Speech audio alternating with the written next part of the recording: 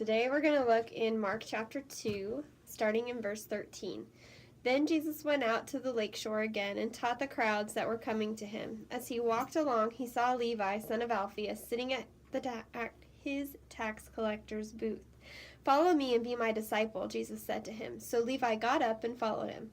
Later, Levi invited Jesus and his disciples to his home as dinner guests, along with many tax collectors and other disreputable sinners. There were many people of this kind among Jesus' followers. But when the teachers of religious law, who were Pharisees, saw him eating with tax collectors and other sinners, they asked his disciples, "Why does he eat with such scum?" When Jesus heard this, he told them, "Healthy people don't need a doctor, sick people do. I have come to call not those who think they are righteous, but those who know they are sinners."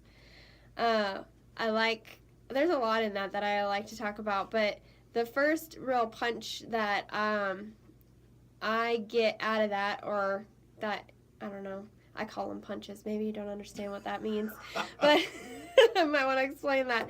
To me, that's just something that just comes right out and gets you, is the fact that Levi just dropped what he was doing and followed Jesus. He didn't think about it. He didn't question it. He didn't put his affairs in order, so to say.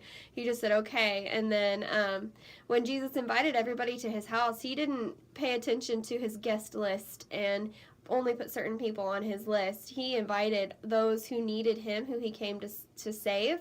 And then when the Pharisees come, and they're kind of snooty, it sounds here, when they're saying, why is he eating with them? Why did he invite them? And Jesus just says, healthy people don't need a doctor, sick people do. And that's so true. If you don't think you need Jesus, how can he help you? Because you're not going to let him. He didn't come for those people who don't think that they need his help, but for those of us who know that we can't do anything without him, we can't, we need him. That's who he came for. And for us as Christians trying to be his hands and feet, I think it's important for us to remember that we need to love everybody and reach out to those people who Jesus wants us to reach out to.